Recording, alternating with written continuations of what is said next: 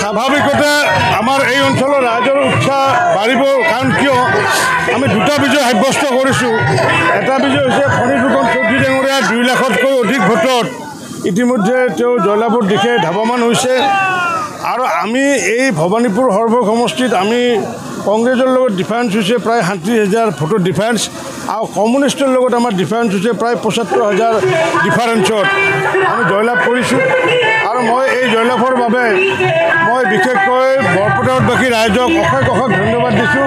কাৰণ 80% ভোট বৰপেটাবাসী ৰাইজে অসম গণ পৰিষদ বা ভাৰতীয় জনতা পাৰ্টি বা UPPL মিত্ৰ দলক প্ৰদান কৰিছে।